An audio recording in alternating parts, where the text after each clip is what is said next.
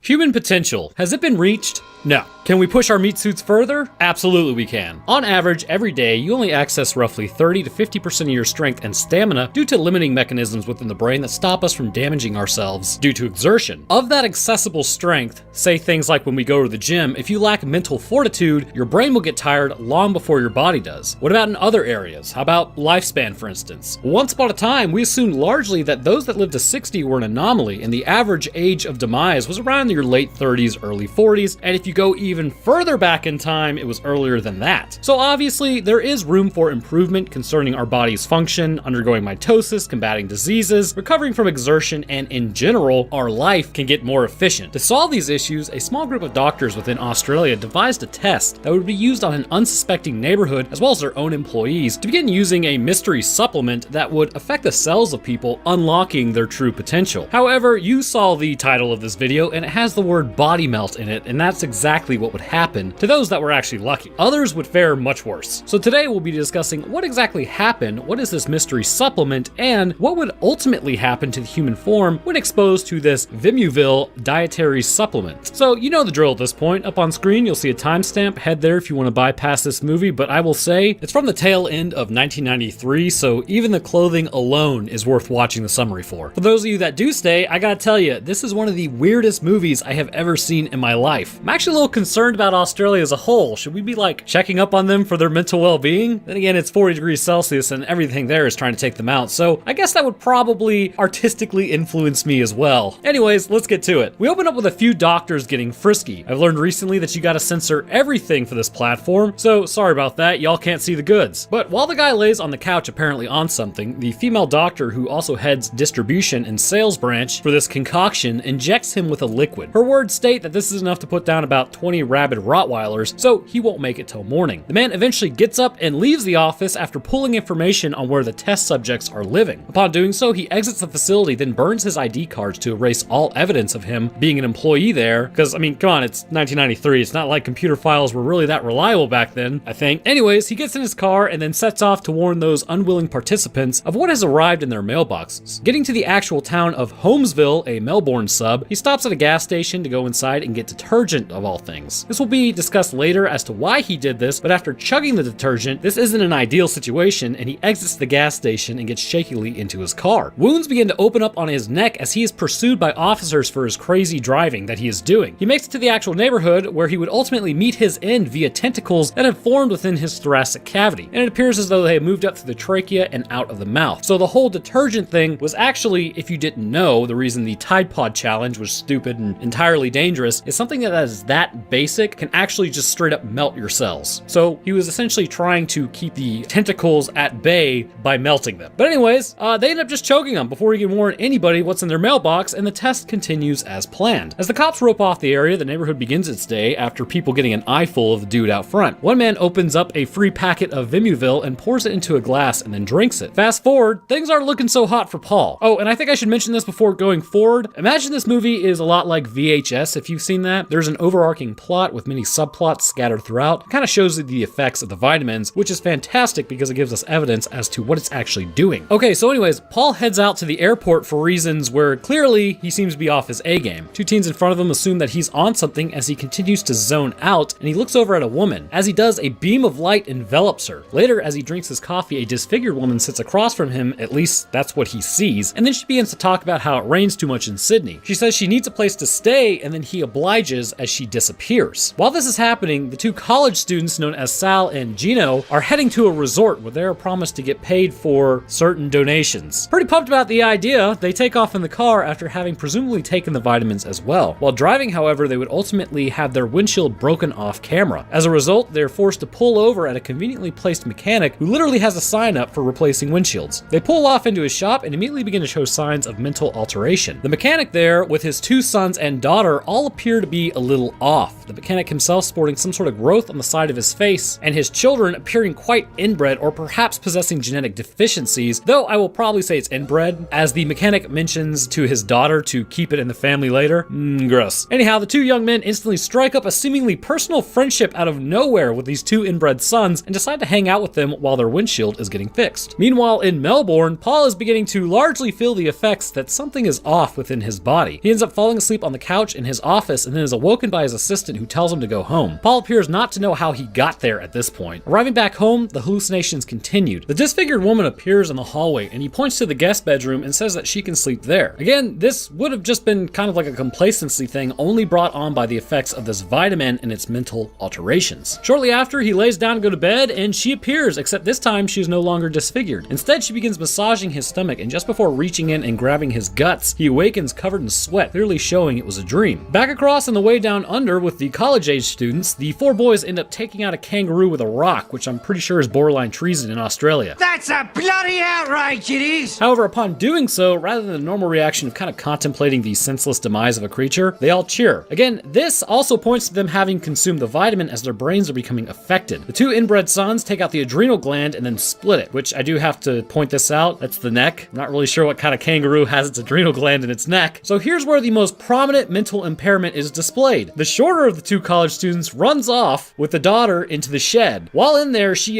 just kind of continually stabs him in the junk and eventually bites his neck, causing him to meet his end, while the other just runs and hides. He attempts to steal a truck and then make his escape, but the steering is all jacked up and it can only turn right. Probably a pretty good indication considering the circle of dirt. He eventually just hits a tree and the family moves in to finish the job on him as well. At this point, the cops have begun to get involved and two detectives have begun to become suspicious of the health club after finding some clues that pointed back to them. After interviewing the lead of distribution, they determine that there's not really enough to go off of and continue on to where the tentacle man is being held. While looking at him, they find that the cells of his stomach have become degraded and that the tentacles grew from nowhere. His official cause of demise was deemed hypernatural. Moving back to Paul, things aren't so hot at this point for him either. His hallucinations are becoming more and more stout. After looking into his mailbox, he has a minor freakout moment where he sees the same woman that is apparently living in his house, but she's not actually there. Eventually, as he lays in his bed, she mentions how she's chosen 11 men before him to take their ribs and that she is going to take his, and then just straight up massages his rib out of his chest. But considering this is a hallucination, this would probably just indicate he pulled his rib out of his chest. While Paul is going boneless across the road, the Noble family gets a Vimuville flyer and a letter stating that they have been invited to come on vacation at their health resort. Moving on, there's a couple expecting a child relatively soon next door to the Noble family. After going for a checkup, they make sure that everything's okay for a routine check-in with the doctor. It is revealed that the doctor is in league with the woman who runs the distribution center, and that this may actually be entirely his project, or so we are led to think. This is likely when he gave the pregnant woman the dietary supplement, which she took without thinking. After the appointment, Dr. Carrera, as he's known, receives a call from the distribution manager as she has lined up many stores for the supplement. However, the doctor wants to go back to testing because the supplement isn't behaving as it should, stating that it didn't take out the employee from the beginning quick enough and that it was having no effect or erratic effects on others. They didn't know how it would behave and it could ultimately attract the attention of the cops, which it already has. Later that night, the pregnant woman gets up to get a glass of water and finds that her stomach isn't making the usual noises it always does. Stacking it up to maybe just indigestion or growth of the baby, she chooses to ignore it, but something much more sinister is happening within her. She gets up the next morning and sees that the Noble family is leaving out for a trip to the health resort. They leave and then she heads back inside. After going back inside, her stomach begins to heave and causes her great distress. Eventually, just straight up a placenta is dropped onto the ground, and it's essentially sentient, so it slinks away. She calls the doctor asking if it's normal for a month before the baby is due for the placenta to drop, which tips him off that he probably needs to go check on her. She tries to find it to no avail as her stomach continues to shift and change shape. She goes onto the bed and then grabs a knife to cut open her belly to stop the pain as her husband comes in. He tries to stop her, but then is attacked by the placenta facehugger style. After sliding down his throat, it resides within his stomach and is revealed that the pregnant woman's baby has turned to a gas within her and then blew open her stomach, ending her in the process. The husband is then arrested for being sus and taken to the police station. The detectives question the doctor after he arrived, asking him if he knew anyone else in the area or if she was on any supplements, and he denies obviously, but the detectives are beginning to become a little suspicious of the doctor. While in the neighborhood, after the cops leave, the doctor realizes that he must cover his tracks and Paul is still infected. He enters Paul's home with a vial of what appears to be a tranquilizer and approaches him. When Paul turns around, his face is mostly melted and his eyes are bulging. Paul then grabs the doctor and begins ripping his ear off. In the scuffle, the doctor leaves behind his vial and syringe. After the health club, the family has arrived and then heads inside. They are met with a largely empty building but like a ton of food on the table. They all sit down and begin eating, not knowing that there is a supplement in it. As they eat, the dad is the first to show signs as his mucous membranes begin producing a ton of snot, which is pretty nasty. It is shown after the snot begins to move as well, indicating that the cells have become sentient within him. So I'm not gonna lie, this place does look pretty boring and the kids agree. While the daughter and son bicker about it, the son decides that he will head out to the half pipe to go skating and then camp outside. As he does, his own mental impairment takes over and he goes for a jump and messes up the landing, slamming his face into the half pipe. His family, assuming he's just out camping, doesn't bother to check on him, and it can be seen that the vitamin supplement has begun melting his face in the night as he meets his end. Oh yeah, this movie really isn't that shy about taking out kids. Back at the health club, things aren't going too well. The entire employee staff is hopped up on these things. The main distribution manager is seen popping them like candy and is becoming increasingly unfocused. The two jacked employees are also on them and begin to suffer ill effects. The first one, upon watching some stimulating videos, literally has his gear explode. Then the other is getting frisky with the female employee and he ends up having a muscle seize and ends the female employee, and then has his own back split open near the spine, ending him. So while the health club is becoming more and more unhealthy by the minute, back in the mechanics after disposing of the two college kids, the doctor arrives to talk to his old business partner. Apparently the mechanic worked with the doctor back in the day and developed this supplement. However, after the apparent takeover by Dr. Carrera, he swiped the the stabilizing blend he created. Without it, the supplement will ransack the body, and the body can't handle its newfound potential. Realizing everyone who is infected will meet their end, the doctor then tries to cover his tracks, but it is too late. The dad is the first to go in the novel family, well, apart from the son. He ends up producing like a ton of mucus and then slips and hits his head. As he lays there, more mucus begins bubbling up out of his mouth when his wife finds him. So she freaks out and runs off to find the daughter. The daughter is trying to figure out what's happening and then runs to the distribution manager, who is currently literally melting. She tries to slap some sense into her, but it causes her head to implode shortly after contact. Completely forgetting about the son, the mom and daughter take off to find another doctor up the road in town. After arriving, the doctor asks them what they were doing at the chemical plant that's been shut down for years. After the realization that chemicals were pumped into them, the mom begins to suffer an attack at this point. As the doctors ask what's wrong, her tongue begins to grow at an alarming rate until it eventually fills up her entire mouth and then hangs out the front. As you could probably imagine, this would actually cause her to suffocate by shutting off the airway. The detectives at this point arrive and then see the doctor brandishing a handheld in the parking lot. He has apparently lost it at this point and then fires a projectile into his hand and then eventually his head. With nobody to take back to the police station, they just shut down the plant and then head back home. When they arrive, Mr. Placenta Man is still there and now is fully infected. The supplement having festered in his stomach has caused him to throw up on almost every cop there before finally succumbing to the internal injuries brought on by this supplement. All seems to be over, but it's not actually done. As the detective heads inside to get aspirin for the other, a panning shot shows that some of the supplements did make it out into the general public and are sitting on the shelves waiting to be bought. Alright, so the question on everyone's mind, what in the name of all that is holy is this stuff? Well, it's marketed as a dietary supplement, and really it's said that it's a vitamin. However, A, it was produced in a previously shut down chemical plant, which is strange for vitamins to be created that way, and B, to my knowledge, no vitamin in the quantity shown in what these people were taking, whether to be a pill or powder, would cause the body to slough away like that. No, what it actually appears to be is something else entirely. When the doctor was questioned about what may be going on or if there were any diseases that cause anyone to hallucinate, first thing he mentions is a virus. Many viruses can affect the brain by inducing something known as meningitis. Meningitis is an inflammation within the meninges which protect the brain and surround it in the inside of the skull. What happens is after the immune system is activated, these will inflame and this can induce coma, aggression, visual and auditory disturbances. Basically any of the senses that report to the brain, which is all of the senses, can then be altered by the brain itself due to pressure from the meninges pressing on the skull and then putting back pressure on the brain. So the first thing that we can establish is that some sort of immune response appears to be happening. Whether it's the overproduction of mucus from the father, the fatigue in Paul, as well as the visual and auditory hallucinations he suffered when seeing the woman that wasn't even there, or even the distribution manager who began to suffer from double vision when looking at her screen. The time frame also seems to support that the immune system has been activated. As stated by the employees at the beginning before meeting his Rule 34 demise, phase 1 is hallucinations. That's already been equated to possibly a sort of cytokine storm or inflammatory response to the invader in the brain, resulting in changes to the neurological activity of the brain. The second phase is discussed as being glandular, and this can only bring us to what is actually invading. In your body, you have the lymphatic system, a system of glands used to store and house T cells and B cells to combat foreign invasive organisms should the innate system be overwhelmed. Well, judging by what we see to those that stay alive the longest, clearly they are combating what appears to be a virus. Their lymphatic system is activated and the immune system begins to attack the invasive species. This may be why the third phase is just an all-out dissolving of the body, and here's why. As cells were invaded by the virus disguised as a proprietary blend of supplements, the cells would be infected and invaded. After catching wind, the immune system would then begin ordering cells that were infected to undergo apoptosis. And for those that don't know, apoptosis is programmed cell death. As the body degrades, it appears that this virus may also be within the neurons of a person or even possibly producing enzymes to stop temperature increase resulting in fever. So it does not appear as though there's a fever in most of them, so the people may be kind of lethargic like Paul was but have no fever until the later form arrives, which is why he would wake up sweating. But again, we don't really see it in any others except for maybe the father of the Noble family when he looked pretty sick before meeting his end. However, I don't believe it to be just apoptosis affecting these cells leading to the degradation of the meat suit. Taking a look at any of the matter that leaves the body, it appears to move independently. Now, obviously this is pretty strange, but in the natural world, this can be common. Maybe not at the speed of, say, the mucus in the sink, which is nasty, but a protozoa is a eukaryotic cell that can propel themselves through environments, and usually that's aquatic environments. Regardless, after the body is infected with this virus without the inhibitor that the mechanic swiped when he left, it appears that the virus either goes haywire within the body and changes due to the immune system pressure, or it happens at a deeper level and the inhibitor stops the rewriting of genetic coding within the person and preserves preserves genes, whereas without the inhibitor, it ends up destroying these crucial genes. If it's the former over the latter, this would kind of explain the melting of people, as cells are just in mass quantities destroyed by the body. But if it is the latter, this is kind of my thinking with it. Multicellular organisms play well together on a cellular level because everyone wins. Safety, warmth, nutrients, you're stronger together than apart. And over time, cells have gotten on board to create animals, trees, fungus, you name it. Anything that's multicellular obviously possesses many cells. Now, this isn't just a choice, but a carefully crafted set of genes that allow for the coexistence and signaling and communication with cells. When something doesn't play by the rules, we call this cancer. In our bodies, cancer is basically just a biological douche that stays in and uses resources, but doesn't want to play by the body's rules. So medicine or immune system intervention is needed to destroy the cancer by force. With normal cells, apoptosis can be ordered and the cell will self-destruct, which keeps everything working and running smoothly. The virus would likely destroy these genes or rewrite them. As a result, the cells no longer want to play together, and instead it becomes every cell for itself, or at minimum, that's what it appears like. This would explain the apparent degradation of the stomach tissue and the formation of tentacles as these cells bonded together in different structures than the structures they originally were in that worked for the body. This would also show why the infant was melted down so quickly, as these cells noped out and completely split up. Another reason to suspect this is a virus and not just a supplement issue is transference. Now, usually when you take a vitamin, you can't just like have it go to the next person, like if you kiss them or inadvertently bleed on them. It's not an infectious virus. That's not how it works. But you know what can jump between people? Viruses. And this is why at the end, the husband was fully transformed, as he was essentially infected and the virus continued to run its courses, melting him down. And the final reason to suspect a virus is timing. Those that are functional and living would appear to last days or the better part of a week before having their skin tap out and it decides to leave. However, remember the kid. Slamming your face in the half pipe likely took him out of the game at that exact moment. As such, no functional immune system was present, no antibody formation to the virus, no resistance. He ultimately was broken down extremely quickly for his exposure. So in summation, this virus is a fast-acting, fast-reproducing organism that likely was kind of like a form of early genetic alterations to unlock human potential. The issue was, however, without the inhibitor, the genes continued to be altered until most cells were rendered on their own and left the collective organism, resulting in the end of the person and really just their complete meltdown.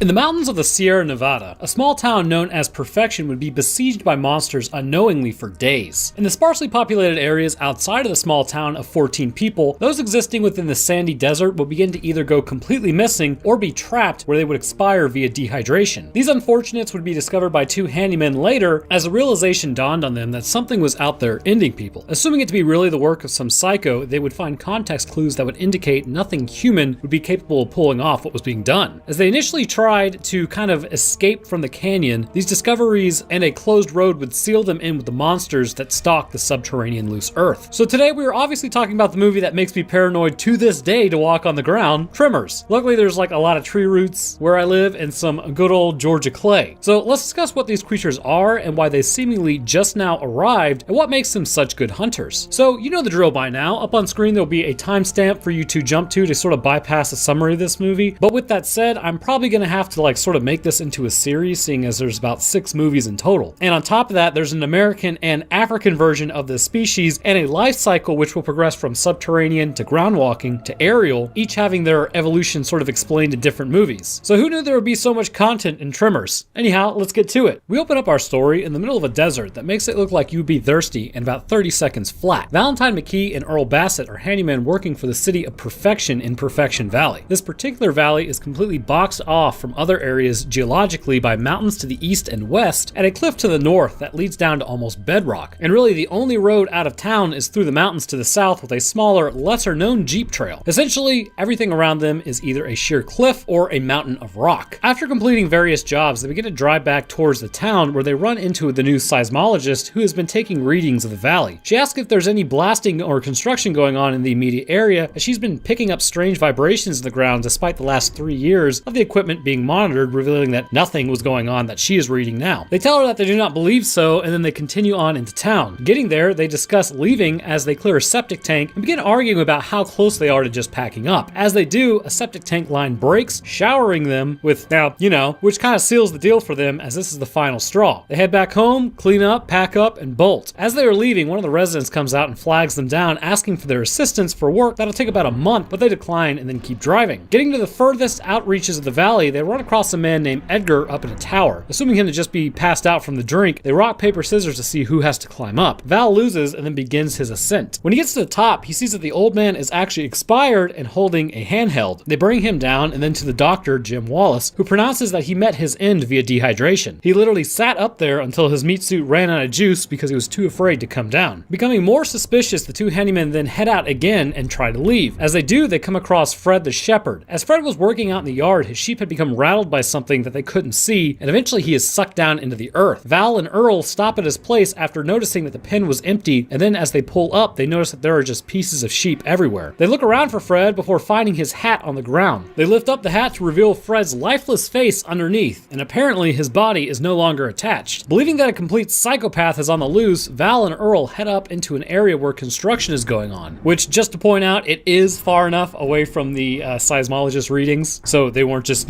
being jerks. Anyhow, they begin to tell the construction workers that someone is on the loose and ending people, and that they need to get out of there. They take off back to town to warn the other residents afterwards. The construction workers just sort of shrug it off, thinking they're just screwing with them, and ignore the warning. They meet their ends as well by the creatures as they continue their work. Val and Earl try to warn the residents via phone, but the lines are down. As they try to exit the town once more, they discover that a rock slide has blocked the only path out of town, and the construction workers have been ended by what they assume is this psycho. They turn around, but as they do, their truck gets stuck. Popping it into gear and pressing the accelerator, they eventually free themselves of what had them, and they start heading back towards town. Upon getting there, they discover that an eel-like creature has attached itself to the rear axle, and that's what caused them to get held up. They deliberate on what they should end up doing, which they decide that they will ride out of the area on horses to Bixby and go get help for their current predicament. As they do, they arrive to Jim Wallace's house, currently under construction. The night previous, as the couple sat outside their trailer, everything goes dark. When Jim goes to check on the generator, he finds that the thing is just completely gone. As he walks back to his wife, he's then pulled underground by some unseen force. His wife jumps in the station wagon to escape, but finds that the keys are gone, and they're most likely with Jim. The radio is left on, which alerts the creatures that she's actually still in there. It begins to pull the station wagon underground, ultimately burying it in the process. As Val and Earl inspect the property, they conclude that they may have just missed them, but then they can hear music. They eventually walk over to the area where they uncover that the station wagon has been completely buried by something, as the music and lights are still on. Completely confused as to what could do this, they continue on to Bixby in search of help. As they are riding across the landscape, their horses become spooked by something. As they look around, they can't see anything in the immediate area, but Earl correctly deduces that they caught a whiff of something that they don't like. As they stomp around, eventually both are thrown from the horses as eel-like creatures grab the horses. And if you look close enough behind the horse, you can see that it's actually tied down with some sort of black wiring. Very interesting. The 90s. Proclaiming there must be like 1,000 of these things under the ground after seeing a large rounded dome beginning to form, a large worm-like creature erupts from it, immediately disproving that line of thinking. The eels that they have been seeing are actually this larger creature's tongue. They take off running from the beast after it finishes with the horses, and then it gives chase. Quickly gaining on them, they try to jump across the aqueduct, but fall just shy of reaching the other side. As they wait for whatever it is to catch them, it ends up smashing into the concrete barrier, and assuming it just knocked itself out, they realize that it's actually completely done when one of its tongue falls out and goopy saliva and blood begin pouring out of it. Rana shows up asking more about the seismographs acting weird after seeing them fall into the aqueduct, to which she notices that the beast is sitting there with its face smashed in. Move the concrete out of the way to reveal that the creature has a large head with a bony covering. Val digs out the back of the creature, revealing that it is extremely long and covered with spikes. As they are investigating the creature, another shows up to their vibrations. As it does, the trio gets trapped on boulders for the night, as the worm can hear them through the rock that they'd taken refuge on. Then they eventually devise a plan that they will just pole vault across the rocks to get to Rhonda's truck. As they land on the truck, the creature immediately begins to dig underneath and take it under. They hit the gas and escape and drive back towards town, outrunning the worm, which is a pretty strange statement. As they arrive back to town, they warn everyone,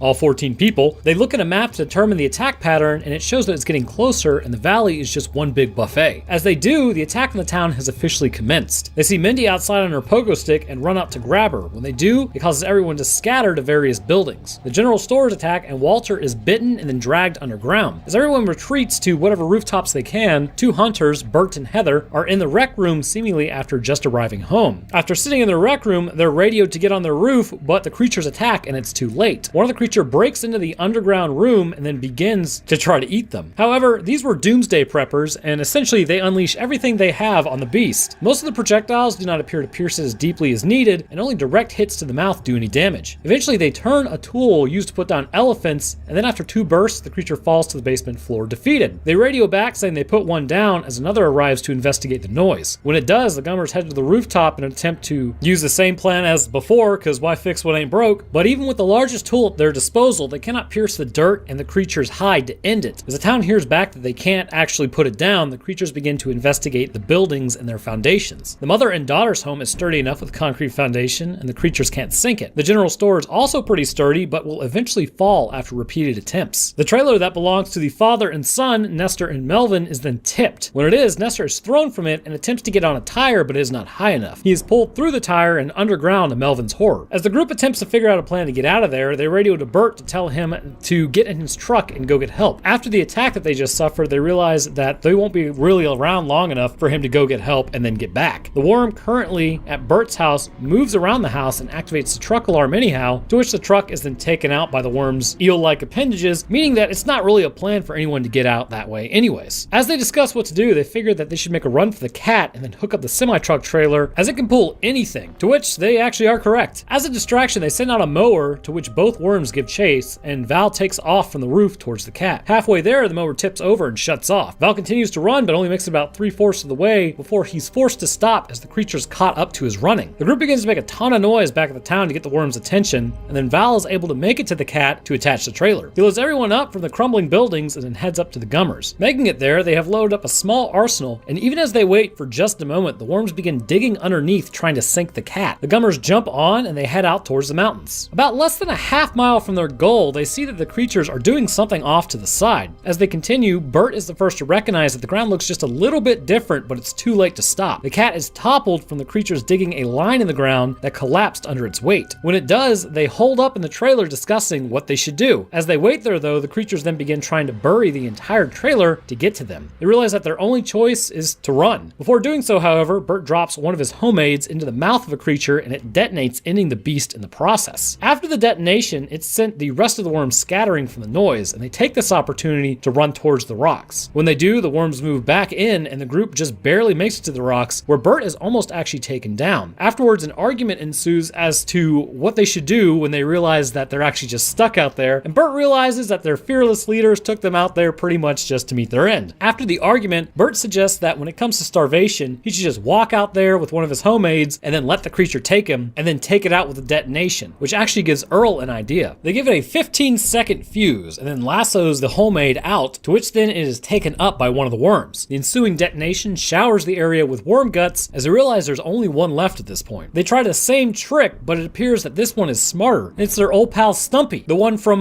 he got his tentacle ripped out from the truck. It ends up actually taking the homemade, but then throws it back, to which it lands on the other pipes with just enough fuse for everyone to run. Its detonation destroys their arsenal, leaving only one left in Val's hand. The group makes a bunch of noise on the rock to get these things' attention, and it slowly recedes back into the earth. Earl makes a step, but Val stops him, saying that this one is smarter. It's not like the rest. He is correct. The creature is waiting for them under the ground. It just lost them for a second, and it's waiting for them to take a step. Val proclaims that this thing isn't smarter than them, and then takes off running with the homemade. Reaching the cliffside, the creature is barreling right towards them. Val lights the homemade and then throws it, missing the creature, but that was sort of the point. It detonates and the shockwave irritates and scares the beast. It speeds up, no longer interested in eating them, but escaping the source. When it does, it doesn't realize it's actually approaching a drop-off. It bursts through the cliff, and Val yells at it, asking if it can fly. Ironically, later it can, but in this form, no it can't. The creature falls to its doom at the base of the cliff onto the rocks below. So just to wrap it up, the group celebrates, still choosing to stay on the rocks until they all realize it's safe to head back home. They go back to town and contact the authorities to come out to investigate what had happened, as Val and Earl discuss being on the cover of a magazine like National Geographic, and ultimately Val pursues a relationship with Rhonda, which wraps up the story for now. So getting a good look at these creatures, first things first, what should they be called? Well, for anyone who's actually watched the movie, we have Walter, the store owner, to thank for the name. Aptly called graboids, they do just that, grab you and bring you down. These graboids on average are roughly about 30 feet in length and can weigh upwards of roughly 20 tons. Most, however, fall into a range of about 10 to 20 tons. So for now, we're going to actually just focus on the graboids.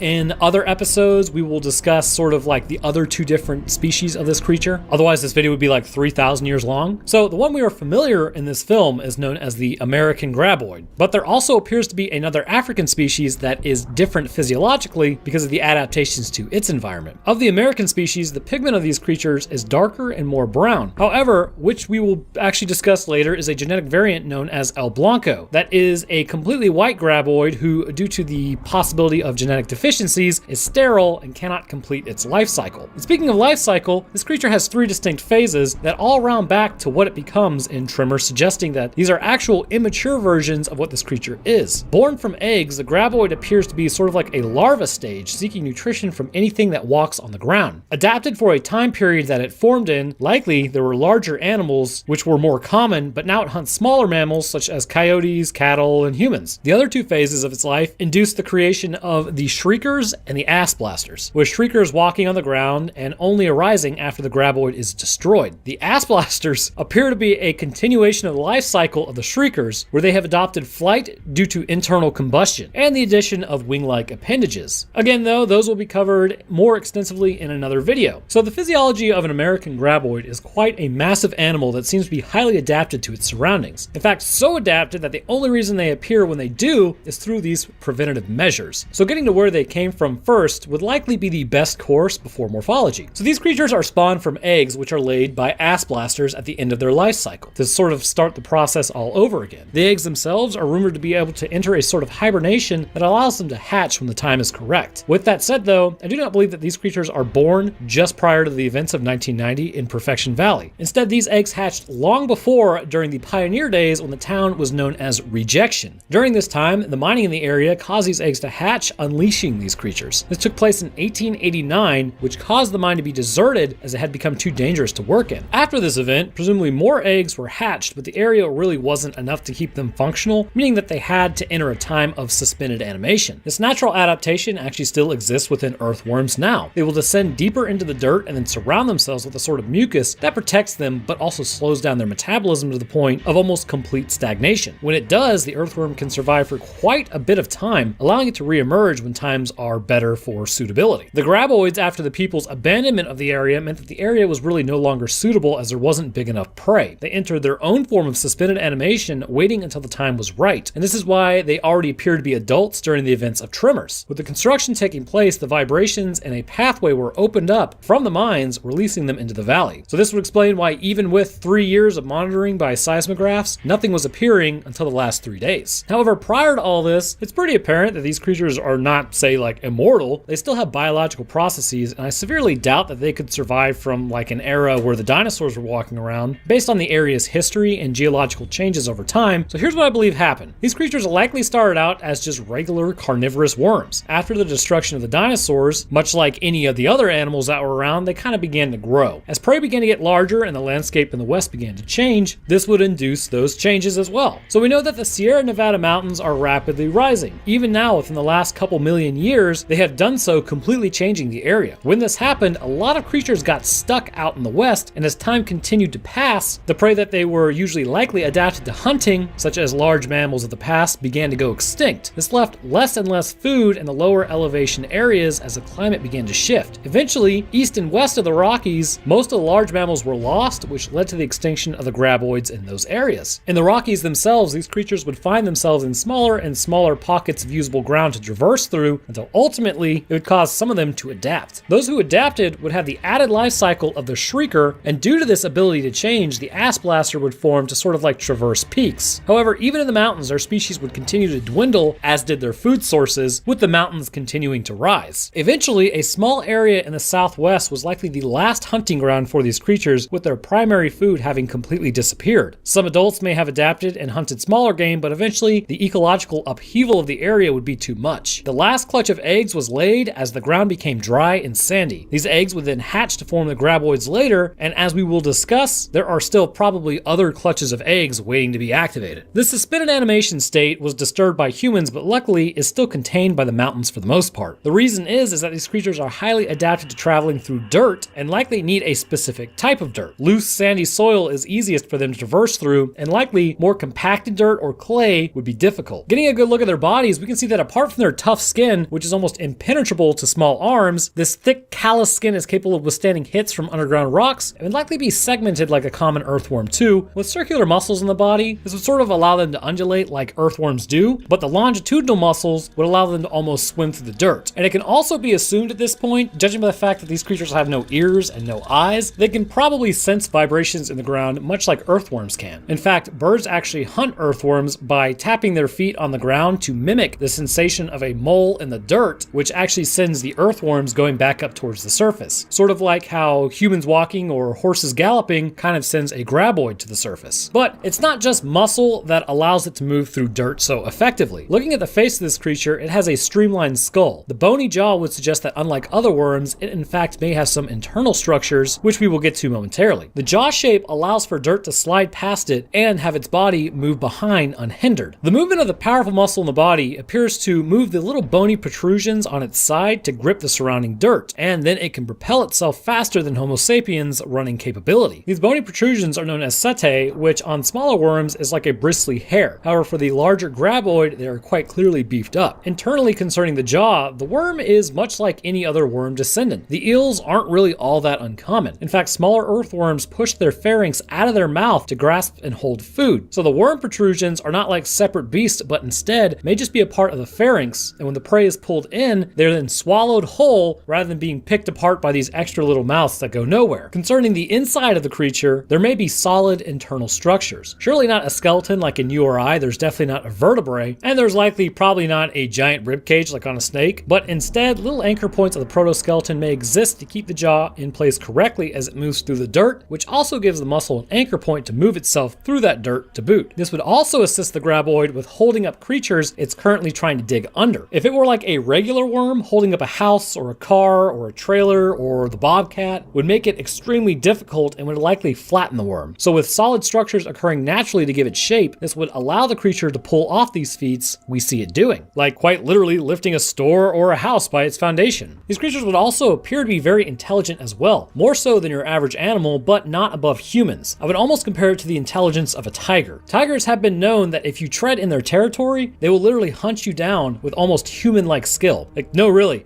go look up stories about tigers stalking people. There's an account of a man who hunted one, ended up wounding it, and then he couldn't kind of finish it off, so the thing tracked him back to his home extremely far away, and it continued to hunt for him. But because of the graboid's ability to hunt, they are purely carnivorous and would likely be the apex predator of their time. And due to this, all other animals were on the food list, which likely includes early men coming over from Asia back in the day, and we still kind of are concerning Tremors 1. They would have been used to holding up the weight of large creatures like mammoths, using things like group hunting based on how they move towards perfection, meaning that they are also social hunters. This intellect is displayed as well as their social ability when they set a trap for the bobcat tractor. The remaining seem to have dug a partial U-shape around the tractor as it moves slowly forward, with the survivors only seeing it off to the side. This would indicate that the creatures knew where they were going and built a trap as such in case they sort of like diverted their course a little bit. Also, being on that one side would mean that they were being funneled into the area towards the main point of the trap. So overall, these creatures likely originated after the dinosaurs, but most went extinct shortly after the Ice Age. Some were able to adapt, but as the landscape continued to change, this would not only affect their apex species status, leading to extinction, but also the disappearance of prey would lead to a very few amount of eggs remaining that we know of. After human activity brought them out of their egg dormancy, the subsequent disappearance of humans again in the area would cause them to sort of enter a metabolic suspended animation until once again human activity released them. So this is our first stage of life, and it would result in other stages which will be covered later.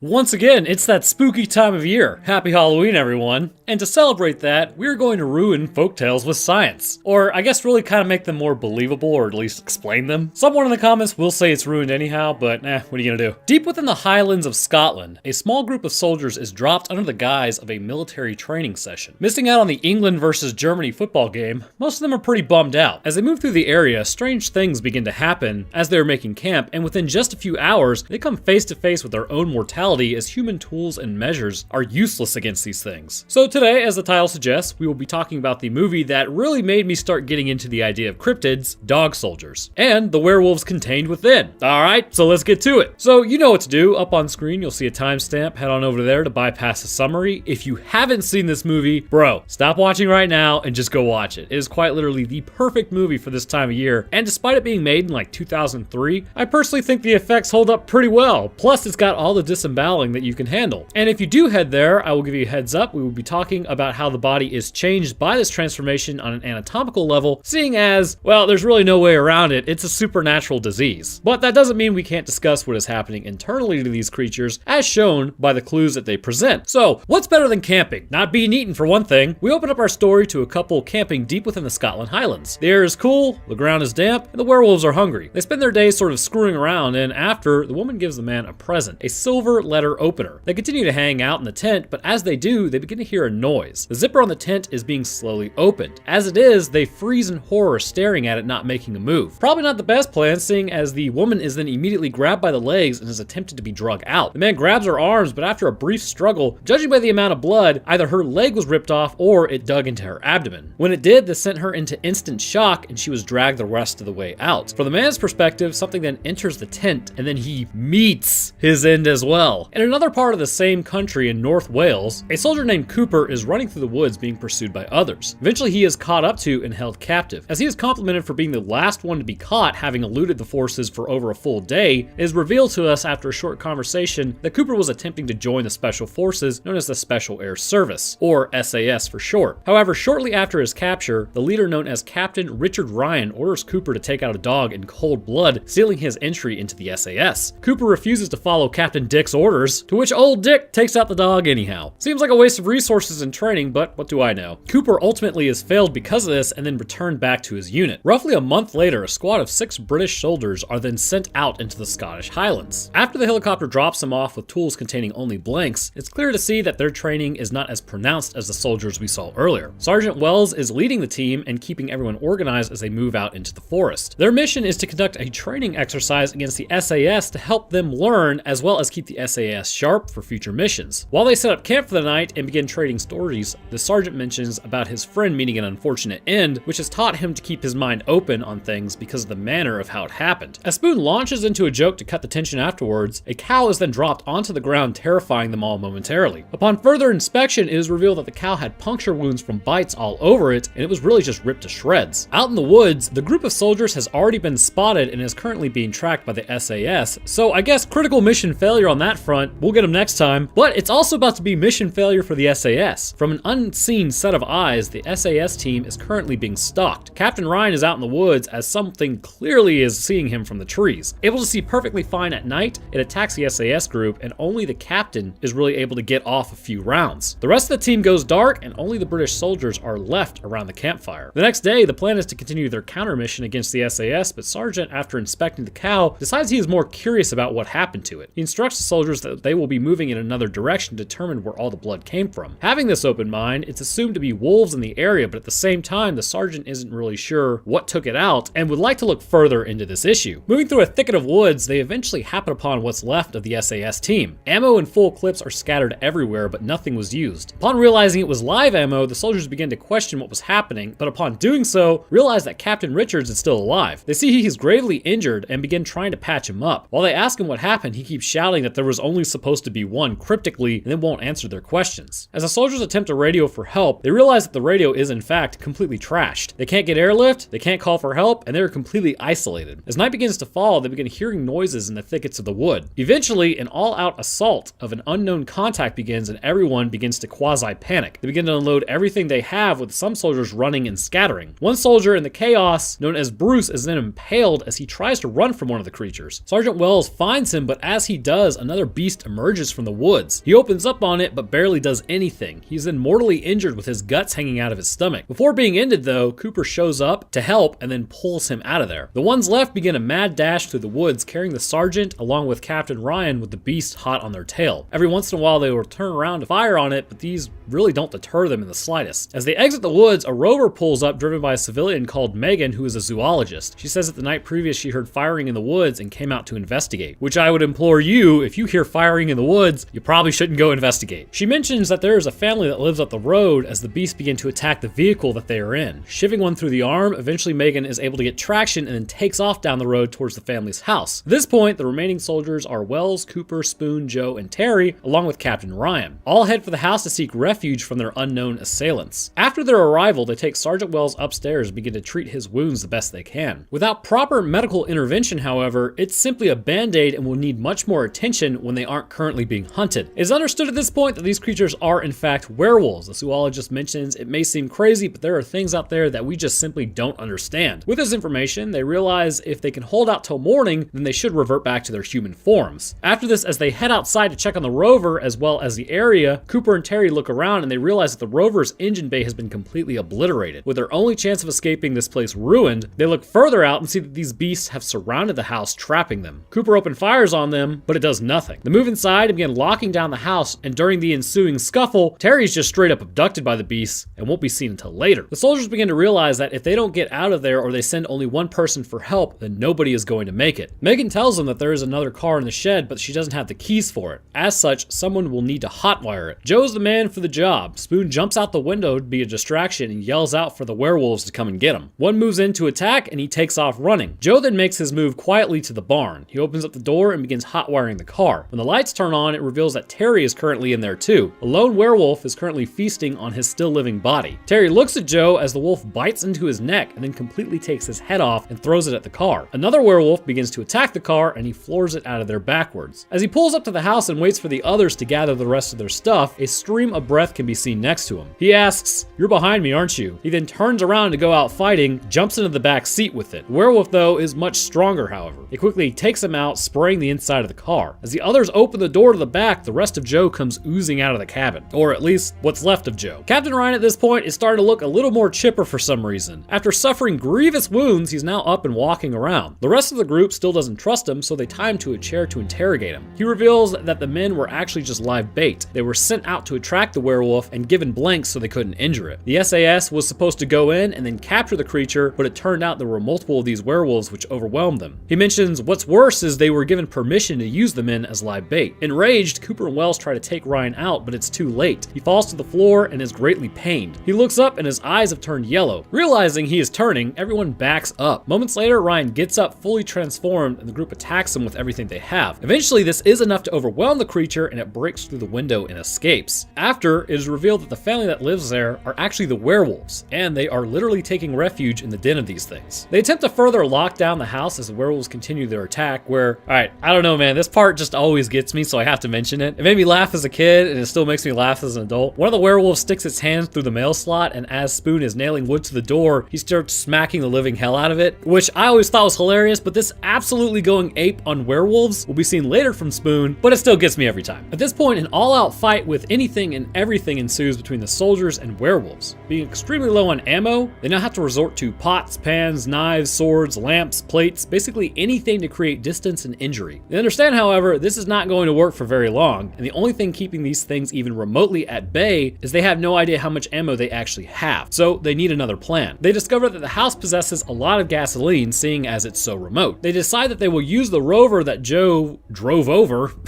that's currently leaking gas everywhere, and this will create a trail, and they will put a bunch of canisters in the rover and then blow the barn. Megan concludes there must be werewolves in there, and this plan should work. As they complete the plan and blow the barn, however, it is revealed that there is nothing in there. Instead, from an earlier injury Megan received when she cut her hand on a window pane where the werewolf blood was, she is now turning, and she let the werewolves in by unlocking the back door to the house. The werewolves surround her as part of their pack, but Megan is quickly taken out by Cooper, seeing as she's still vulnerable in her mostly human form. At this point, it's a fight for survival. Wells and Cooper are forced upstairs with Spoon being left downstairs, each fighting their own werewolf. I'll tell you, my boy Spoon puts up a hell of a fight, man. Again, literally going ape on the one attacking him, he ends up throwing the whole kitchen at it and then getting into a fist fight. He eventually finds a knife and begins to stab the creature, and during one of the kicks, he actually ends up knocking out the canine tooth. Gaining the upper hand, he tries to take it out by beating it with a pan, but then another werewolf shows shows up to help out the other, getting third-partied because werewolves have no honor. He says he hopes he gives them the shits, and then they begin to eat him. Upstairs, Cooper and Wells are split up, with each engaging in a game of keep away from the werewolves. As they begin breaking through the doors though, Cooper breaks through the wall to Sergeant Wells, where they both attempt to hide in a wardrobe. Now you may be noticing at this point that, man, considering Sergeant Wells' guts were hanging out not too long ago, he's doing pretty well. Well, that might be a problem later. As they hide in the wardrobe, they find the remains of presumably the campers from earlier in the month. The werewolves in turn find them, to which Wells shoots through the floor to the kitchen, and they both momentarily escape. Cooper then looks up to find a watch and a pile of gore, which is what's left of Spoon, meaning that they are the last two left. Sergeant Wells knows something is amiss at this point internally, as he feels pain unrelated to his wounds. He shoves Cooper into the basement and tells him to let everyone know what happened. He then shuts the hatch and begins to fill the room with gas. As he does, the werewolves enter, but they don't immediately attack. Wells' eyes then turn yellow, and with his last bit of humanity, he raises his lighter. Another werewolf smacks it out of his hand, to which Wells then hits the lighter on the stove, causing the explosion that destroys the house. After the kaboom, Cooper is down in the basement looking around. He finds pieces of people and the rest of the campers, but doesn't know it. As he moves about, it turns out that Captain Ryan is waiting for him down there. It begins to attack him, throwing him around. Interestingly, it doesn't just end him, but we'll get to that intelligence later. As it continues to punch him and throw him around, the Border Collie then attacks, giving Cooper just enough time to find the silver letter opener from the camper. He stabs it into Captain Ryan's chest, which makes him vulnerable. At this point, Cooper has no qualms about taking out a dog in cold blood and pops Captain Ryan right between the eyes, ending him. The movie wraps up with a view of a sensationalized newspaper under the title "Werewolves Ate My Platoon" under the score of the game from the night previous, ensuring nobody would ever believe it and werewolves would still remain folklore. God, I love this movie. Honestly, it's one of my favorites. Nothing quite like a bunch of trained soldiers fighting monsters. Always kind of a cool concept. So seeing as this is quite clearly a supernatural disease that doesn't stem from anything located in the real world, I figured we would go over the anatomical changes of a human turning to a werewolf, because there are quite a few, as well as the mental preservation and I guess also degradation in some areas concerning the brain. I know this isn't the standard, but every once in a while, conventional science cannot explain everything. So let's get to a breakdown of the werewolf, shall we? The intelligence of a werewolf is more than that of a wolf, but less than that of a human. Looking at context clues throughout the movie, it's pretty apparent that an area of the brain associated with complex thought and planning has been heavily influenced. And this is likely due to the structural changes in the brain due to skull growth. When a human is infected, starting with the head, we see that their heads do increase in size, but the brow slope is at a much greater angle than normal. Because of this, pressure on the prefrontal cortex would much likely be higher. Increased pressure on any part of the brain is never a good thing, but it's interesting because, as we know, any changes to the frontal lobe can result in memory loss, degradation of higher level thinking, and advanced planning. The way the werewolves attack the house shows a lack of high level thinking and advanced planning in particular, as they continue to attack with reckless abandonment. Instead, they attack like an animal would with a smaller frontal lobe. Another interesting thing to note about this hypothesized pressure on the frontal lobe is memory loss. Now, I don't know if you know much about werewolves, but supposedly they never remember what happened or where they were or how they got somewhere. Because of this, while that pressure is on the brain, they aren't making new memories, and when the skull goes back to its normal shape, this relieves the pressure. This would indicate that the human brain is still in its standard form, and a reason for this is the ability to use things in ways animals wouldn't understand. It is seen during one of the combat scenes that a werewolf grabs a shotgun from one soldier and then fires back through the window at him. It then, however, proceeds to throw the shotgun to the floor. Due to the memory of likely having one of these during their human form, they can still remember how to operate things. The frontal lobe pressure may affect new memories, but old ones can still be retrieved. Another example of intelligence still being present is how they know how to open doors by using door handles as opposed to just breaking them down. And even further, when they are attacking the rover's engine bay by ripping apart, shows some ability to understand how the car moves by the engine, or when they destroyed the radio of the SAS specifically so they couldn't call for help. And lastly, Cooper and Ryan were not friends. In fact, they could be considered enemies. Cooper and Ryan engaging in a fist fight rather than Ryan just straight up using his claws to end him shows that he had previous understanding of their resentment and wants the revenge to last. This intelligence is preserved somewhat, and this makes them more capable than just any other animal. However, it would appear that in other areas of the brain, the effects may reactivate old portions of our instincts. So your brain is built on successive generations. Old instincts are still there, just buried deep deep under the primate brain. So just the generalized thinking, just so you know, the large cerebrum that we have is called a primate brain. Under that is the mammalian brain, and under that is the lizard brain. It's basically, as the brain evolved outwards, you still have the same internal structures. So it's all based on evolution. But with the mammalian brain being further down, and even the lizard brain being even further past that, this is where human instincts are housed, predatory and prey, essentially. Now, like I said, this is massively boiled down, and the complexities are kind of ridiculous, but this is the best way to explain it. It would seem this disease reactivates and makes likely the mammalian portion of the brain more in control. The reason for this is because in a lot of ways, the frontal cortex does keep those impulses in check, and with it currently subdued, the brain is allowed to run at a much more animalistic level than normal, which may explain the aggression and still social ability of the werewolves. With the brain covered, now I would like to cover the physiology of these creatures because there are quite a few changes that are incredibly painful to a person. Getting a good look at these things, when they enter a house and corner Sergeant Wells, it is seen they are literally almost hitting the top of their heads on the roof above them. Judging by soldiers, with them likely being from ranging about 5'8" to 6 feet tall and having no issue completely towering over them, this means that these werewolves are likely over 8 feet tall or almost 3 meters tall. This would imply massive growth within the long bones of the body as well as vertebrae. Seeing as these werewolves are absolute units, this would imply that the growth plates of the human body would need to be reactivated. These plates, known as epiphyseal plates, are the tissue near the ends of long bones that can be active during the growth of children and adolescents. Then, as an adult, these will fuse and harden, but they can actually be reactivated under certain circumstances. It's been shown that if you have a cancerous tumor on top of your pituitary gland, this can almost reactivate these growth plates to a degree and cause a person to grow. But ultimately, this bone added and stretched will give you your height, and this is what accounted for your legs hurting a lot as when you were a kid. Welcome to your body changing. Actually, I don't know if yours hurt, but mine used to feel like somebody was stabbing me with a hammer. Great times to be alive. Actually, did y'all's legs hurt? I'm interested to know. Put that in the comments. Anyhow, when you become an adult, like I said, these plates fuse, and that's the end of that. During this infection, however, all bones are changed, including the teeth. This reactivation of bone growth would mean that these plates are hyperactive, it would seem, and this could be caused by pituitary changes due to this infection, but these changes would have to be incredibly rapid. So the osteoblasts would be sent in and then begin adding bone at unprecedented rates. As the bones were lengthened, this would account for the pain the person feels. In particular, the legs appear to be roughly double the size as well as the arms. The vertebrae would also have to increase in size, which would explain the recoiling that we see as the spinal cord is likely stretched to near maximum capacity. However, even with this stretching, considering the mass of this creature and how it can put it on very quickly, it would be unlikely that the nervous system would be neglected. Humans have a maximum height range that our nervous systems are actually designed to handle. In fact, the tallest man in the world, Robert Wadlow, at a height of 8 feet 11 inches or 2.72 meters, reported that a lot of the time he felt tingling in his extremities or even completely numb a lot of the time. This is because the nervous system was never designed to be stretched that thin so quickly. Likely nervous tissue severing and shearing happened in the longest portions of his body. The same would likely happen to the werewolves if their infection didn't compensate for this. With the adding of nervous tissue, they could still likely move, but I would say they do appear to be somewhat affected by their rapid growth still. And this is because when you look at them, they look more uncoordinated than you might expect when in enclosed places. More clumsy, I guess, would be a best way to put it. And this could be because of the nervous system being slightly damaged by this change. But speaking of the skeletal changes to the body from earlier, it would also appear that the skeletal muscular systems are ramped up as well. If you add on to someone's height by a factor of 2, the werewolves would really just be skinny as a rail. And because those muscles are stretched to that capacity, they would likely be incredibly weak. Instead, because of this disease adding mass everywhere, the muscle is also added to as well. Due to the overall structuring of the body, the general connection points are kept the same, but more muscle tissue is added and likely new strands are formed to sort of accompany this change. If you shrunk the werewolf back down to standard human size, it would likely look like someone in a strongman competition by comparison, but due to the height, the muscle is then stretched out more. I would like to note, moving this much muscle would also seem to suggest that the nervous tissue is added to properly mobilize and contract the added muscle to the frame. This added tissue allows them to run faster and literally fling humans with a hit or cause heavy damage to their internal organs with just one swipe. All of these changes, however, would be nothing without an increased metabolism, and that being there can kind of explain the presence of these other symptoms. To add muscle, nervous tissue, bone production, the one thing you are gonna need more than anything else is more mitosis. In fact, a lot of mitosis, almost to the point of cooking your own body. However, the disease does seem to affect the mitotic pathways within cells and would cause hormonal signaling to the rest of the body to induce these changes. This increased metabolism would explain why the werewolves hunt so fervently and eat almost an entire person or multiple people in one sitting, because of the likely constant hunger hunger pains they feel. This hunger and need to eat, coupled with the basic instincts being reactivated, as well as the frontal lobe depression, would also explain why the werewolf would turn against someone it formerly knew and change the way they think, because without food, they may literally expire. An increased metabolism would also show why they are so resistant to damage. Firing everything they had at these werewolves, one soldier mentions how they quite literally filled it with lead. Quite right, the only way for this creature to walk away from all of that is if its healing capacity was off the charts. Likely after the body was damaged, an immediate healing would begin. However, should the damage be enough, like when one werewolf gets its arm chopped off, regeneration is different from healing. Likely that injury would remain, but fuse together over time. Not fuse with its original arm, but fuse over. The same healing factor is also what keeps Captain Ryan alive in the basement with a literal sword through his chest. This is not to say though they are invincible. Detonating the house does completely blow apart werewolves, meaning that they can be taken out by more energetic means. The healing factor is also shown to be ramping up when Captain Ryan appeared to be knocking on death's door, and as time progressed, he was able to get up and move around more freely and seem perfectly fine. Another example of this is when Sergeant Wells, who literally had his guts hanging out, after them being placed back in, his wounds began to heal quite quickly, and even he knew something was amiss based on how well he was feeling. What we can see is that werewolves are producing a lot of heat, which accompanies a high metabolism, and this is seen at some points through the movie as well. When Joe's in the truck, a stream of hot air along with relatively deep and quick breathing can be seen next to him. Not only would this help to somewhat cool the werewolf, but it shows that a lot of heat is coming off of this thing. Likely they would need to continue to breathe quickly, much like how a dog does to stay cool. Another likely possibility in staying cool is that when Sergeant Wells is attacked upstairs, human sweat glands are quite active on the werewolf as it appears to be saturated as it stands over him. Physically, the werewolves change a human morphologically as well. We never actually see the feet of these creatures, but it can be assumed the way they are walking that their feet have changed from a plantigrade structuring with humans to a digitigrade structuring like wolves. The lengthening of the tarsal bones gives them paws and they walk on the balls of their feet. Moving further up, we see that the fibia and tibia have been lengthened quite a bit. The structuring of the legs appears somewhat human along with the torso, but much more elongated. To be expected, the arms are lengthened with the humerus bone and radius and ulna bones suffering the same fate. The phalanges have been increased in size and now possess massive claws. We see with Captain Ryan that the lacuna of the nail begins rapidly producing these nails several inches in length, which can be used for eviscerating. Getting to the head of the creature is where the real moneymaker is. This particular werewolf possesses a type of mane, likely because of where the human's natural hair follicles grow concerning on the top of the head. Although, just a fun fact for you,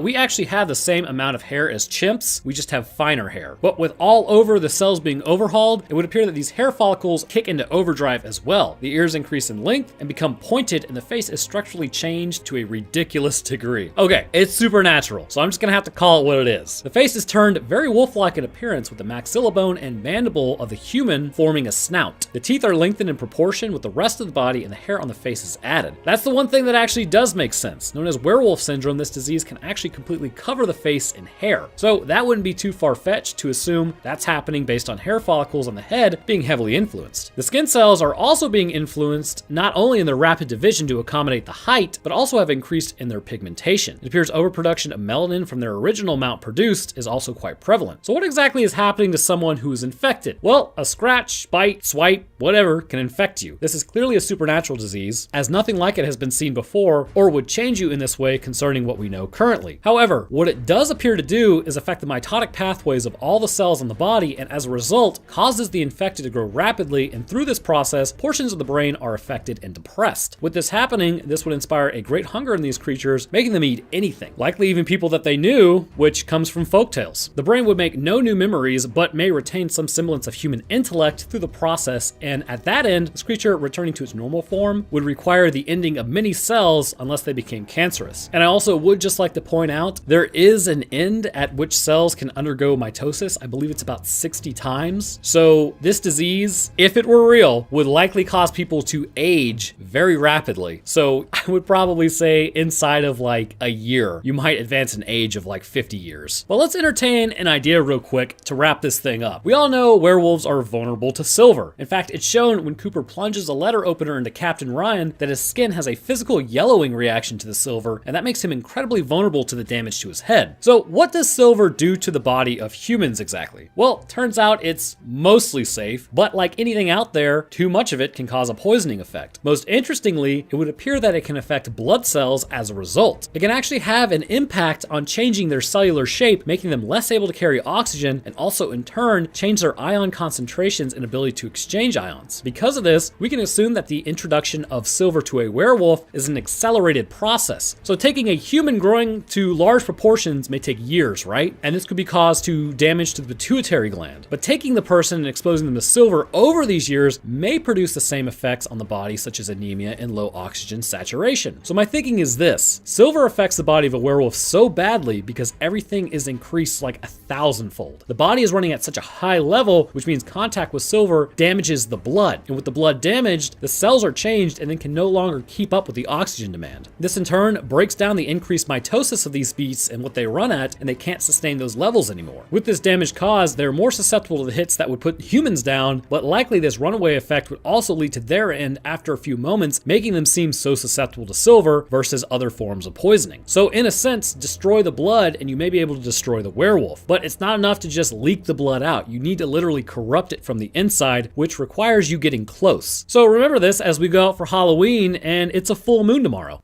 Oh man. According to the wiki, this movie is based loosely on the source material, and man, they couldn't have been more correct on that front. So I don't know if you guys know about it, but Doom from 2005 was a wild ride of, wait, what is happening? And then also, wait, what just happened? But then again, I'm no film critic. There is, however, an interesting idea that I would like to discuss as it pertains to genetics concerning this movie. So in the year 2026, humans would uncover something that would be a complete game changer. Linking us to the planet Mars via a portal known as the Ark, the portal was almost hidden, or almost purposely hidden, deep within the crust in Nevada. After its discovery, obviously a scientific venture would be launched to move through the portal to see what was on the other side, which is interesting. But we will cover something I noticed in the movie, and you probably did too. However, while on the other side, it seems that the portal was really meant to be an escape. So let's get to this demonic invasion turned completely biogenetic and discuss what was the thinking behind these monsters and why they turned the way they did. Alright, with that out of the way, you'll see a timestamp up on screen if you want to bypass the summary of this movie that is supposedly based on Doom 3, but I'm not buying it. Then you can jump straight into that juicy science. Otherwise, let's get to the breakdown. We open up this live action movie in the same way most live action movies open. Complete chaos. A group of scientists are running from some unseen monster. As they continue to haul down the hallway, many are being picked off one by one. Eventually, Dr. Carmack is the last as he shuts the door on a colleague, leading to her demise. He then sends out a distress call back to Earth, stating that quarantine needs to be enacted as something has escaped. The door is broken open and an unknown beast lurks just beyond its borders. Back Earthside, the Rapid Response Tactical Squad, or double RTS, is getting ready to go on some leave for the first time in 6 months. Sarge receives orders from his superiors to save data from the scientists and escort them out as well as secure the facility. The group loads up and then heads out to the Ark. Initially, Reaper is asked to stay behind due to his connection with the planet, but he decides that it's better for him to come along anyways. As they ride along, they are briefed that the UAC had to shut down the lab due to some sort of threat. The squad isn't too sure what that threat actually is, as nothing is being relayed to them. The squad rides on the elevator deep down underground and towards the Ark. As they descend, they are met by UAC employees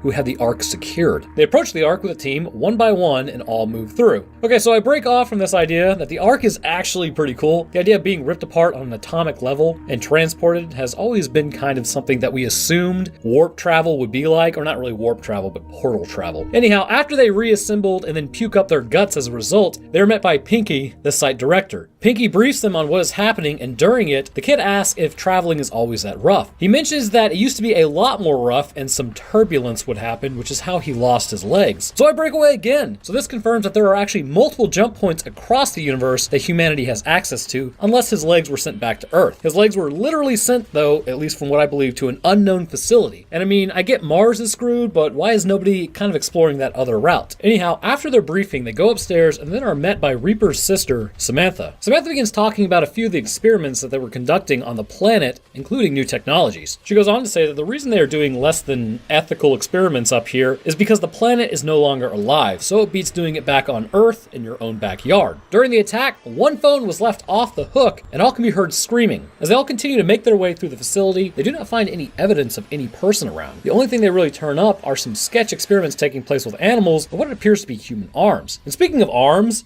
development! Sarge locates a a tool known as the BFG, which will be quite handy later on. As Reaper and Samantha, or John as he's known, continue to pull information, he spots a skeleton shielding a child. Nicknamed Lucy, the bones were brought up from a dig site on Mars, making them native, at least by our definition. As he continues to inquire about the humans on this planet, it comes out that it was really just a humanoid. She doesn't believe that they were human, but instead may just have the bone structure of humans. She pulls up a file showing that these creatures actually had 24 pairs of chromosomes rather than the standard 23 pairs in humans. She goes on to say that these people literally have conquered everything. There is no record of diseases whatsoever in their population. Cancers, viruses, bacteria, whatever that could attack their body seemingly was no longer an issue. On top of this, the 24th chromosome caused the cells to divide up to 50 times faster than normal, making them borderline immune to damage to their body in a conventional sense, although obviously they could be taken out. Which brings me to the skeleton shielding the child. Just a bit of a plot point, but how did she meet her end exactly? I mean, she became petrified all while holding that position. From what we see with the monsters in the movie, they're really just tearing people apart. It's just,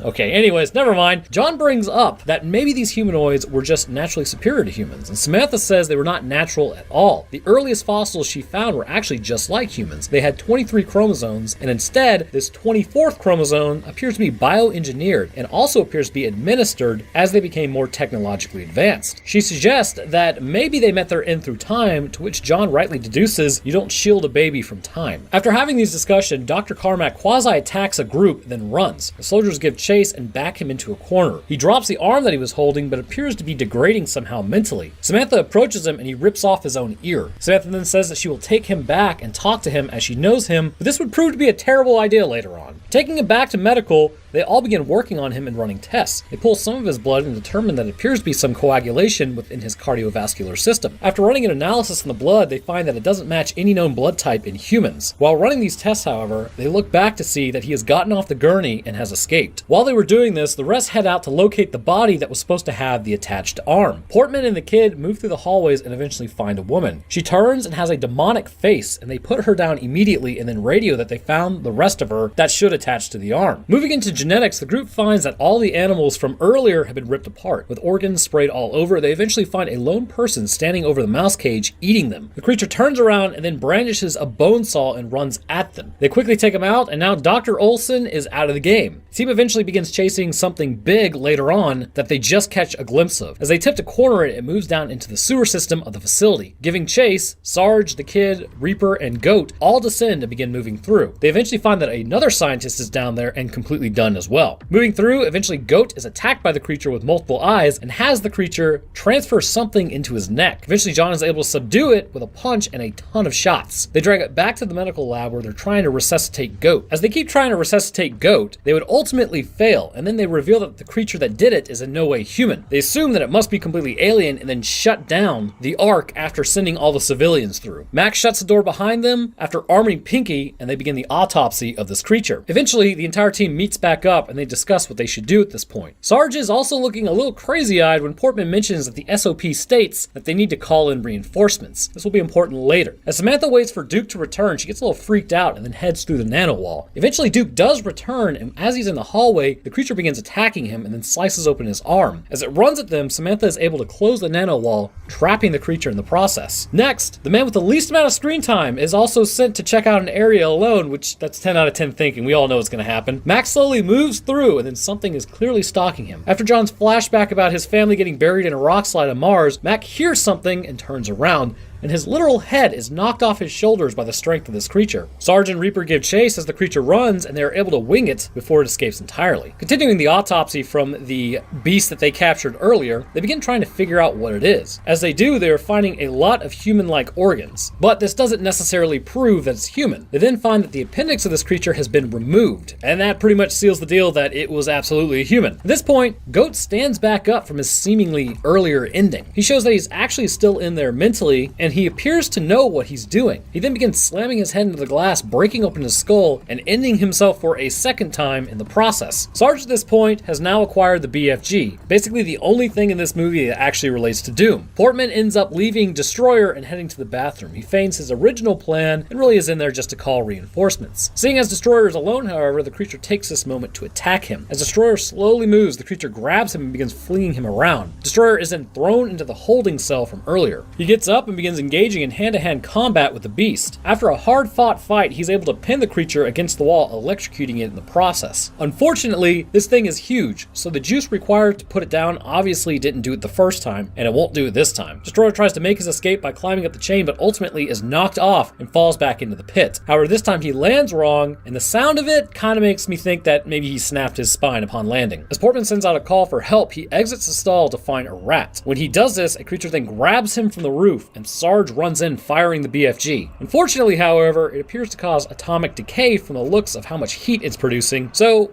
whether it was the BFG or the infected, who's really to ultimately say what took Portman out? Back in the medical lab, Samantha is conducting an experiment on the creature in the wall. She begins to understand that the beasts that are attacking them are just really people who are infected. The beast in the wall was actually Dr. Carmack. The one on the table is Steve Willits, the original person that they were actually all looking for. She mentions how they're all genetically mutated and might even be reversible. Sarge then begins to lose it and then kind of just takes out Dr. Carmack, saying that now his situation is irreversible. Samantha continues to protest that they aren't doing anything sketch, but Mr. Nanowall over there suggests different. The data she was downloading shows that actually some really strange things were happening on Mars. Apparently Dr. Carmack took some of the 24th chromosome and began human trials despite not getting the go-ahead. Well, the go-ahead from the ethics committee anyways. The subject was lowered into the holding pit shortly after injection. We can see that his skin has become blotchy and eventually all the bones began undergoing morphological changes. Presentation of genetic mutations began to manifest in the hands first, until ultimately this would likely change the entire skeletal structure. Reaper and Sarge then haul back to the Ark after Pinky calls to tell them that something is cutting through the door. They find that Pinky is gone and the Ark has been activated. Sarge orders them to get as much ammo as possible as they're heading back through to contain whatever just went through. Reaper then runs back to grab his sister, and as he does, she has a revelation about what's going on. She shows that the infected appear to prefer people over others. The monsters are choosing who to infect with this chromosome based on their brain matter. Sam postulates that the monsters are latching on to certain neurochemical markers within the brain.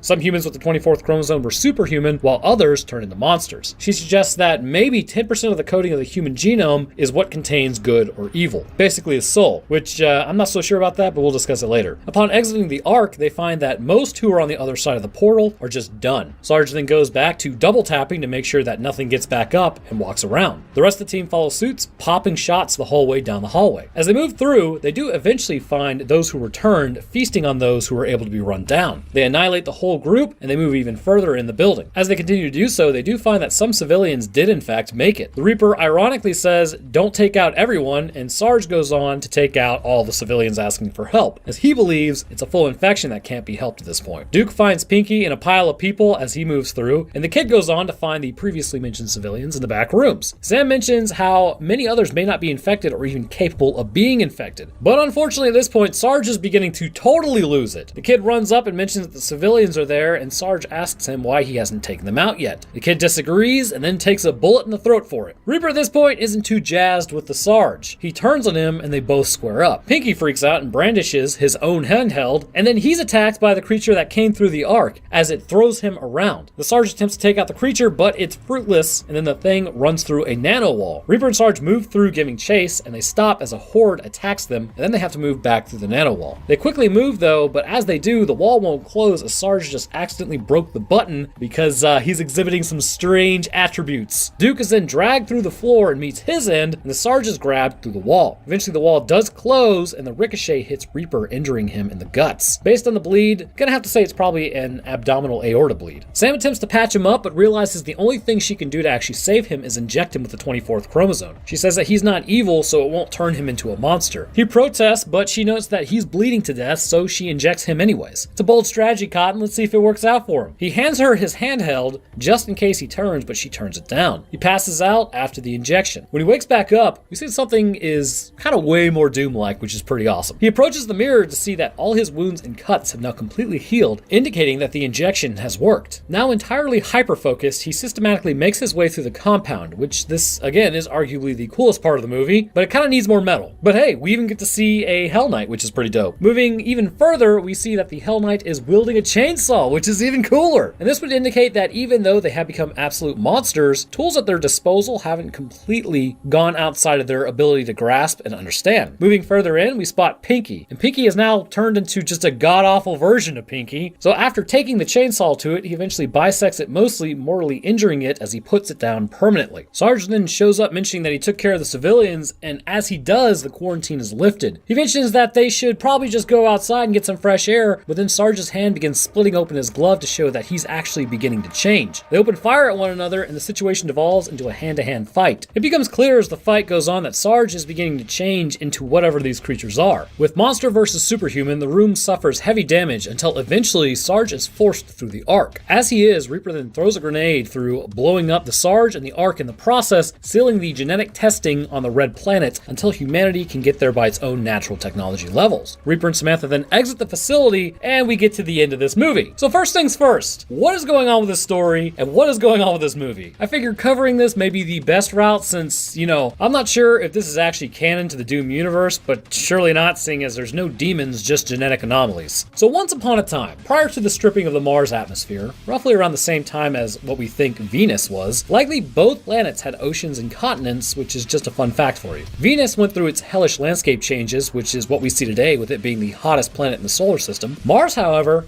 had different issues. As its magnetosphere degraded and ultimately failed, the atmosphere would be stripped away by solar winds, leading to the barren planet that we see today. This is why actually now it's so difficult to establish a colony on Mars, as we have yet to do so anyways, because we still don't fully understand how to keep out ionizing radiation from the sun. And just as a fun fact, Venus also does not have a magnetosphere. Interesting, is it not? Regardless, when Mars was habitable, it would appear as though humans either evolved there or were more technologically advanced back in history. I would have to say it's the former over the latter, and here's why. If we evolved on this timeline on Earth and were technologically far enough along, we would have retained that tech unless there was some cataclysmic event. The Earth-based humans would have just shut the Ark, sealing the creatures on Mars rather than allowing them to ransack Earth, and our portals would have just continued to run the same as in other areas. However, based on the fossil record on Mars, it would appear that humans stemmed there first. The reason is because when the Ark was created, it's assumed the planet had been ransacked by monsters accidentally created by the 24th chromosome injection. Those who were just superhuman were supposedly good, and then they kept their humanity, but they were driven off the planet by the monsters they created. It was sort of a drop everything and run scenario. And this is why the Ark was forgotten through successive generations, as technology would have to be built back up to pre-chromosome introduction levels. Basically, when they got to Earth, it was back to,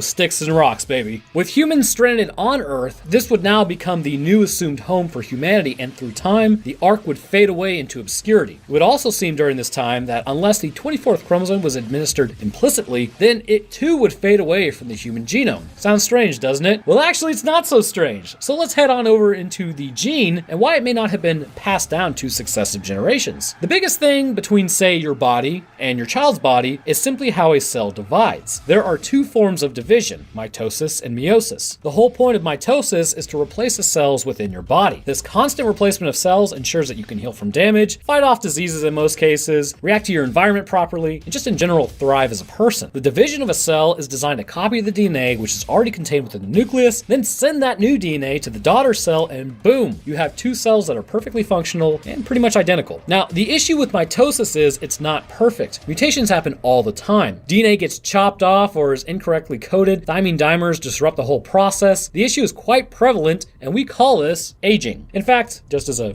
fun thought experiment, what is immortality? Immortality is really a sense of not meeting your end via aging, and it's something as simple as correcting the damage to your body. Invulnerability means that nothing can hurt you. If you could take a template of you at birth, which stem cells actually might be a good candidate for, you could program them in using CRISPR and then use that genetic template of when you were young and your cells work properly. So in theory, you could use that, apply that to older cells, fix the genetic damage, and that would make you immortal. Pretty strange, but a nice thought experiment for future scientists to conduct. Now, the issue with mitosis is this damage continues to mount over time, and this builds up in those cells, like making a copy of a damaged copy. Eventually, you get to the point when you have a non-viable cell. When this happens, you go into multi-organ failure when enough of them do this, and then it's lights out. It is hypothesized that a cell can reproduce about 60 times before becoming completely unviable. This is known as the Hayflick limit. You and I are very susceptible to this with our 23 pairs of chromosomes. Now, the other form of cellular division is known as meiosis. This process of meiosis takes place within the sex cells of humans. Here, genetic genetically different cells can be produced at random, but usually still would produce viable young after fertilization. Daughter cells produced during meiosis are genetically different from one another, and this is important. This ensures that the same plague that might wipe out your parents might not wipe you out, or some ailment that might run in your family might be completely muted during the genetic exchange. Then, with the introduction of new genetic material to work with from a partner, you get things like almost an entirely different organism. Well, it's still human, but it's still also related to parents and siblings. The thing about meiosis, however, is you get haploid cells, which is just 23 chromosomes, so 23 pairs of chromosomes are 46 chromosomes,